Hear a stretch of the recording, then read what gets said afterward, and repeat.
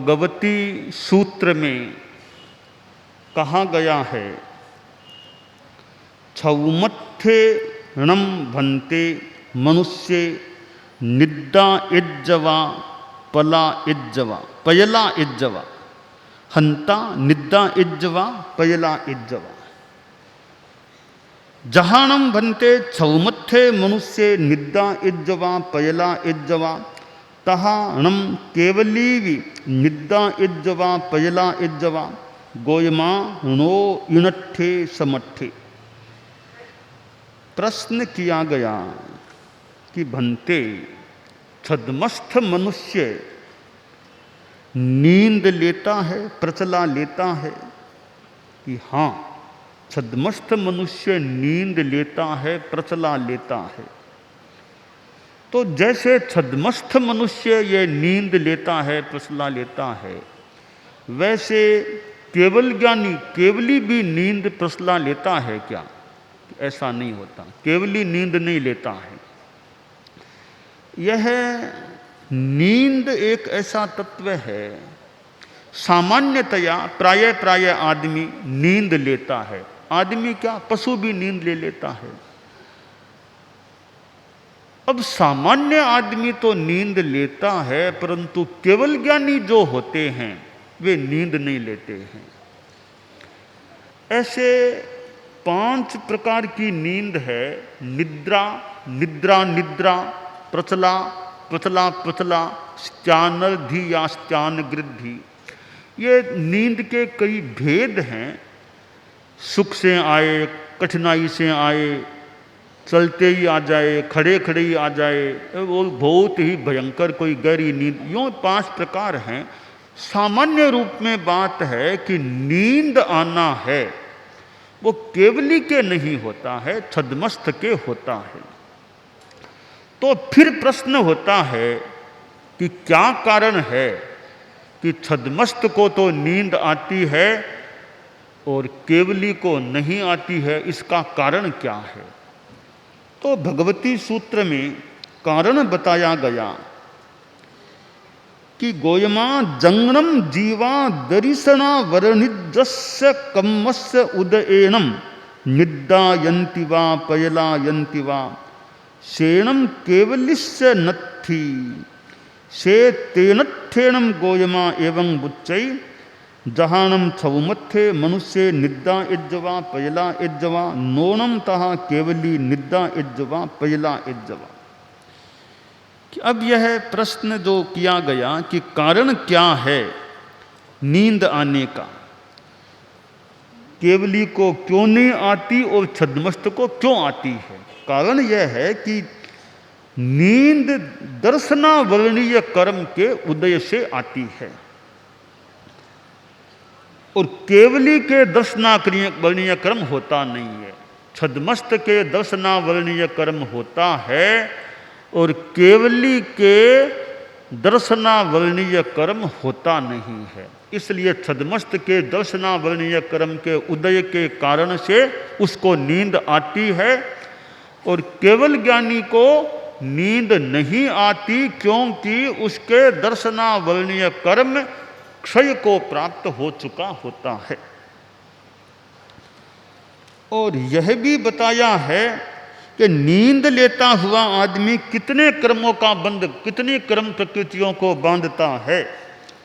तो कहा गया गोयमा सत्य भी है बंध एवा अठ भी है बंध एवा, कि 7 कर्म प्रकृतियों का अथवा आयुष्य का भी साथ में बंधन हो तो 8 कर्म प्रकृतियों का बंध हो सकता है। यहां पर यह जो प्रसंग है, 2 प्रश्न और पैदा हो जाते हैं।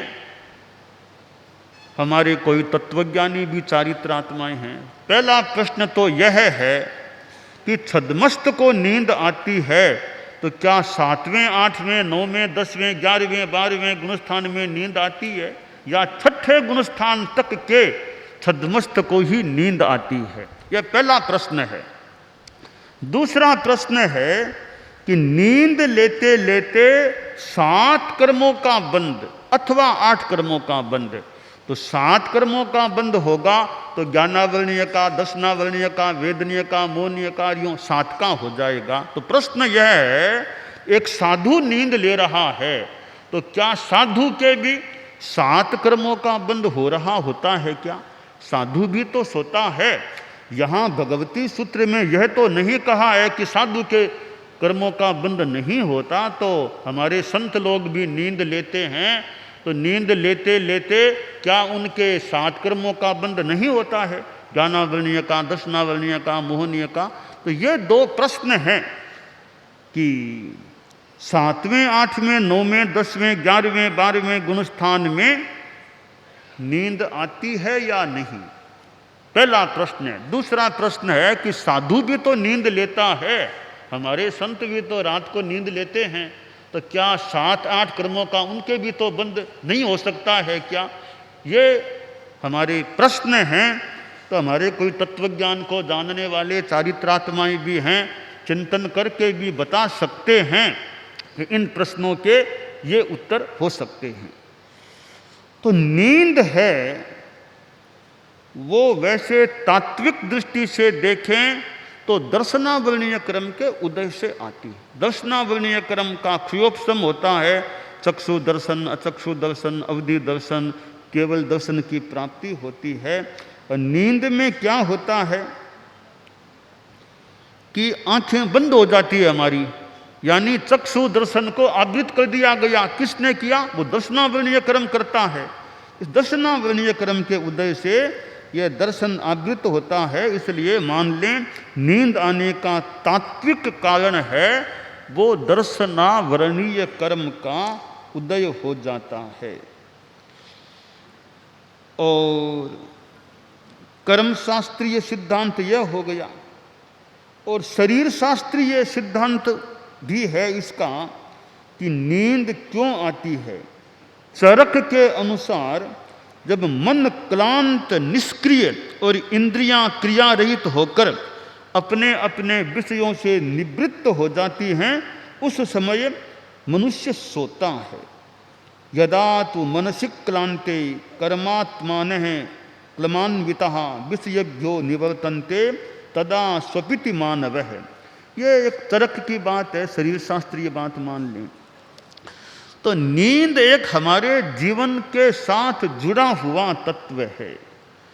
ऐसा तो कौन या कितने आदमी मिलेंगे जो न सोए सोए लेटे लेटे नींद लेते, न बैठे बैठे लेते, कोई नींद नहीं लेते। ऐसे 1 वर्ष तक कुछ भी नींद नहीं लेता, बैठे बैठे भी नहीं लेता।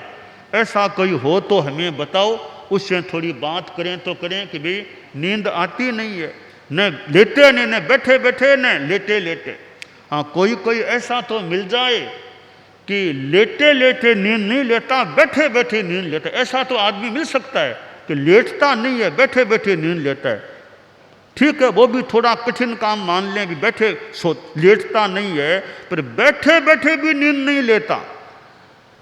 क्योंकि भगवान महावीर के जीवन वृत्त में भी आता है कि वैसे वो नींद बहुत ही कम लेते होंगे, परंतु यह भी उल्लेख है साधना काल में उनको भी थोड़ी नींद आई थी। जब शूलपाणी यक्ष मंदिर में थे, इतना रात को उपसर्ग हुआ, उस रात में भी उनको थोड़ी सी देर के लिए झपकी या नींद आ गई थी। और नींद ही नहीं, सपना भी एक नहीं 10 सपने उन्होंने देख लिए थे। तो नींद भगवान महावीर ने भी ली थी। तो ऐसे कोई व्यक्ति वर्तमान में हो कि मैं तो बिल्कुल नींद नहीं लेता, 15 साल 20 साल हो गए नींद लेता ही नहीं हूं, ऐसा कोई आदमी हो, उस आदमी से तो बात करें भाई क्या इसका थ्योरी है, क्या साधना क्रम है कि नींद लेता ही नहीं है बिल्कुल।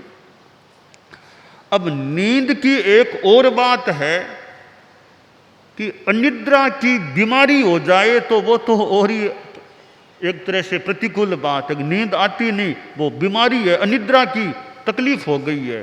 तो कई लोग ऐसे तो मिलेंगे कि हमको नींद मानो प्राय आती नहीं है, या तो गोलियां खाओ करो किसी तरह लो, तो नींद आती नहीं, अनिद्रा की बीमारी है, वो तो संभवतः अवांछनीय है। अनिद्रा की बीमारी तो हो ही क्यों, नींद आ सकती है, फिर भी नींद का कोई संयम करे, साधना की दृष्टि से भगवान महावीर की तरह मान लें, वो अपने आप में एक विशिष्ट बात हो सकती है।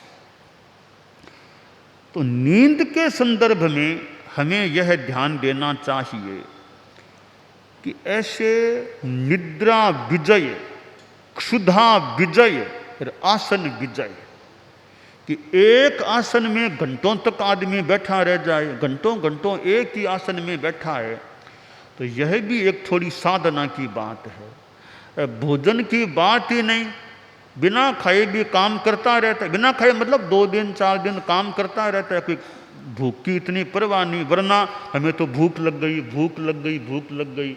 भूख थोड़ी है तो भी कोई बात नहीं, काम करते रहो। तो क्षुधा विजय और निद्रा विजय, की नींद की परवाह नहीं, काम करो। कोई हमेशा तो होना मुश्किल है।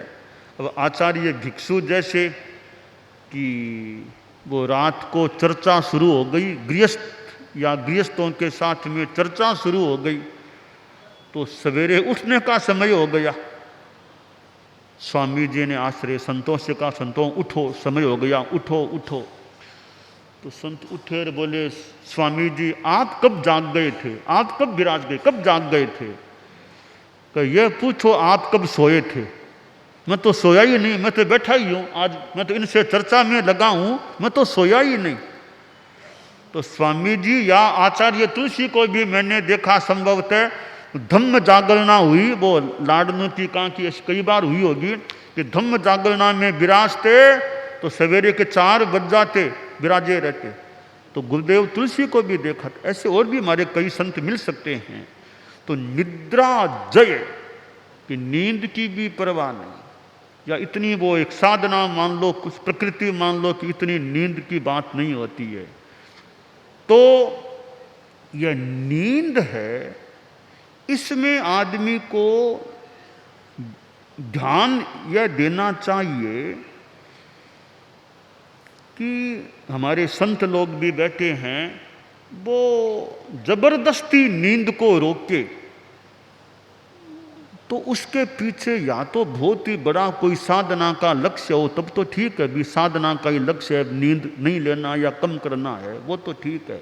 अब यो नींद आ रही है सामान्यतया, अब जबरदस्ती उसको रोक देते हैं ना, तो कई बार मैं देखता हूँ या ऐसा होता है कि जो रात को बहुत देरी से सोते हैं, अब वो दिन में बैठते हैं, व्याख्यान में भी बैठे हैं कोई, उनको झपकी आती रहती है, झपकी आती रहती है। व्याख्यान में बैठे हैं तो नींद आ रही है, अरत बनना हो रही है तो मानो उनको झपकी आ रही है। तो भाई ऐसा क्यों करते हो? पूरी नींद ले लो पहले, फिर अच्छी तरह अरत बनना करो, अच्छी तरह काम करो, वरना बीच बीच में नींद, लिखना है हाथ में मान लो कागज कलम है, फिर नींद आ गई बीच में। व्याख्यान में बैठे हैं, वो बीच में नींद आ रही है। तो हम जीवन शैली को ऐसा रखते हैं, तो नींद पहले पूरी ले लो आराम से, फिर अपना काम करो। तो बीच बीच में नींद आने से जो कार्य बाधित हो सकता है। इसलिए एक चिंतन यह है कि या तो कोई बहुत ही बड़ी साधना हो तो अलग बात, अभी नींद छोड़नी है वो तो अलग बात है। सामान्य व्यवहार में जीना है तो टाइमली सो जाओ, टाइमली उठ जाओ, टाइमली सो जाए आदमी, टाइमली उठ जाए। अब बहुत देरी कर दे बातों में या काम में भी मान लो बहुत देरी हो गई, अब वो सुबह अब नींद प्रतिक्रमण में भी नींद आ रही है, रत्पन्ना में भी नींद आ रही है, व्याख्यान में बैठे भी झपकी आ रही है, तो वो थोड़ी जीवन शैली का तरीका बढ़िया नहीं। नींद पूरी ले लो, 6 घंटा 7 घंटा ले लो, नींद पूरी हो गई, अब काम लगो, अच्छी तरह काम करो तो काम बढ़िया होगा। तो यह नींद में अपनी टाइम मैनेजमेंट की व्यवस्था अच्छी रहे, टाइमली सो जाओ, टाइमली जाग जाओ, early to bed early to rise. तो जो भी अपना समय सारिणी का क्रम हो, टाइम पर सो जाए आदमी और टाइम पर जाग जाए तो एक अच्छा तरीका। अब दूसरा कोई काम आ गया, मान लो ठीक है आज काम है, थोड़ी देरी करनी पड़ेगी सोने में, तो इतना अभ्यास हो हमारा कि थोड़ी देरी भी हो गई तो फिर वो नींद का असर न रहे, कि फिर दिन में नींद सताए करे वो न रहे, या फिर थोड़ा और ज़्यादा बाद में नींद ले लो। नींद लो तो पूरी लो, काम करो तो पूरा करो, आधी नींद आधी काम। इसकी यह इतना बढ़िया नहीं। वो आचार्य महाप्रज्ञ जी का है, कविता का अंश है, वो यहाँ काम ले लें कि जीना हो तो पूरा जीना, मरना हो तो पूरा मरना। ठीक है ना? बहुत बड़ा है कष्ट जगत में, आधा जीना और आधा मरना। तो जैसे वो कविता को यहाँ यूं काम लें कि सोना हो तो पूरा सोना, जगना हो तो पूरा जगना। बहुत बड़ा है कष्ट जगत में, या थोड़ा कष्ट है जगत में, आधा सोना और आधा जगना। तो आधा सोना आधा जगना नहीं होना चाहिए। तो सोना तो पूरा सो जाओ, नींद ले लो आराम से। तो कह भाई एक बात यह भी है कि तुम फालतू बातें करो, इसकी अपेक्षा तो सो जाओ, नींद ले लो। फालतू काम करो, इसकी अपेक्षा तो सो जाओ, नींद ले लो। शरीर को आराम तो मिलेगा ना, बिना फालतू बातें करोगे, बिना मतलब कर्मों का ज़्यादा बंद होगा, तो सो जाओ। फिर सीखो तो सीखो, चिताओ, नहीं तो सो जाओ आराम से। फालतू बातों में समय लगाने की अपेक्षा तो नींद लेना कुछ ज़्यादा बढ़िया है। तो नींद का अपना महत्व भी है, नींद न लेना भी बड़ी साधना है। तो इसमें सामान्य आदमी है, बहुत बड़ी साधना की अलग बात है। सामान्य आदमी को कि संतुलित रहे, अति निद्रा की अपेक्षा नहीं, बिल्कुल अनिद्रा भी ठीक नहीं, संतुलित निद्रा आदमी की होनी चाहिए। जीवन का क्रम अच्छा रहे। टाइम हुआ, विशेष कोई काम है नहीं तो विशेष काम हो तो काम कर लो, वरना सो जाओ, टाइम पर सो जाओ, टाइम पर जाग जाओ। अब बहुत देरी से उठता है तो अपना जल्दी उठोगे तो थोड़ा अपना सामायिक, आप लोग हैं मान लो, सूर्योदय से 1-1.5 घंटा पहले जाग जाओगे तो आपके सामायिक हो जाए, जप हो जाए, काम हो जाए। अब सूर्योदय के बाद में उठेंगे मान लो तो वो लेट है, फिर कब सामायिक और कब क्या होने को तो हो सकती है, पर सूर्योदय से 1-1.5-2 घंटा पहले आदमी निद्रा मुक्त हो जाए और फिर अपना सामायिक है, जप है, स्वाध्याय है, भगवान का नाम है, जो कुछ करना नित्य नियम वो अच्छा संपन्न हो जाए, सूर्योदय तक अपना नित्य नियम का काम संपन्न हो जाए तो बढ़िया बात। या थोड़ी लेट करनी पड़ सकती है तो कम से कम सूर्योदय से कुछ देर पहले निद्रा मोक्ष हो जाए तो बढ़िया बात हो सकती है। साधुओं के तो होना ही चाहिए, क्योंकि उनको तो प्रतिक्रमण भी करना है ना, वो सूर्योदय से पहले करना होता है, उनको तो जगना ही चाहिए। आम गृहस्थ है तो गृहस्थ की दिनचर्या भी संभव हो सके तो कि सूर्योदय से 1 घंटा पहले निद्रा त्याग हो जाए, फिर सामायिक आदि कर लो, धर्म कर लो, भगवान का नाम लो, अच्छा चिंतन मंथन करना हो कर लो, या शारीरिक काम करना हो तो आदमी को वो हो जाता है। तो सूर्योदय के बाद नहीं, पहले पहले निद्रा मोक्ष हो जाए तो संभवतः। बाकी तो अपनी अपनी परिस्थिति है। अब एक डॉक्टर है मान लो, क्योंकि कई कई एक्सेप्शन भी हैं। अब एक डॉक्टर रात को 2 बजे तक ऑपरेशन करता है, उसका वही जीवन का क्रम है, रात को 1:30, 2, 2:30, 3 तक ऑपरेशन करता रहता है। उसको तो कैसे कहें कि सूर्योदय के पहले उठो, उसका तो अब क्रम अलग है, उसको तो सूर्योदय के बाद में भी उठना पड़ सकता है। पर सामान्य आदमी है तो वो अपना क्रम ऐसा बनाए, कम से कम टाइम टेबल सामान्यतया निश्चित निर्धारित रहे, तो वो बीच बीच में फिर नींद न आए। तो यह एक बात है, हमारे संत लोग भी बैठे हैं कि बीच बीच में यूँ तो कभी कभार आ जाए, शरीर की प्रकृति हो तो आ जाए, पर नींद पूरी नहीं ली इसलिए प्रतिक्रमण में नींद आए, अरपना में नींद आए, व्याख्यान में नींद आए, और काम करते नींद आए, इसकी अपेक्षा टाइम पर सो जाना चाहिए। नींद ले लो, पूरी नींद ले लो, बाद में पूरा अच्छा काम करो। तो यह हमारे जीवन की शैली का कि जो काम करें वो प्राय तन्मय होकर, उसी में दत्तचित्त होकर के करें, आधा अधूरा नहीं, पूरा लग कर के काम करें। अब मन को लगा करके काम करते हैं तो जो काम 1.5-2 घंटा में होता वो आधा पौन घंटा में अच्छी तरह काम संपन्न मान लो हो जाए, मन लगा करके काम किया है। वरना कभी नींद आ रही है, कभी मन और कहीं जा रहा है, तो यहाँ काम करते करते देरी भी हो सकती है। तो थोड़े समय में बढ़िया काम हो, अच्छा काम हो, उसके लिए नींद से पहले अच्छी तरह मुक्त हो जाओ, जितनी लेनी नींद ले लो, फिर अच्छा काम लगो अपने। तो भगवती सूत्र में यह नींद की जो बात आई है कि छद्मस्थ नींद लेता है, केवल ज्ञानी नींद नहीं लेता है, तो दर्शनावरणीय का कारण है, छद्मस्त के दर्शनावरणीय क्रम का उदय होता है, इसलिए उसको नींद आती है। और केवली के वह नहीं होता है, इसलिए केवली को नींद नहीं आती है। तो मैंने 2 प्रश्न भी रख दिए हैं, हमारे चारित्रात्माएं भी बैठे हैं, कोई चिंतन करके चर्चा करके या हमसे बात करेंगे तो क्या बात है, साधु का क्या नियम है और 7वें 8वें आदि गुणस्थान का क्या नियम है। तो यह भगवती सूत्र में नींद के संदर्भ में अपनी थोड़ी बात बताई गई है। दानान सिद्धम अभयपयाणम सच्चे सुया अणवज्जं वयन्ति तवेशुया उत्तम बंभचेरम लोगुत्तमे समणेनाय पुत्ते।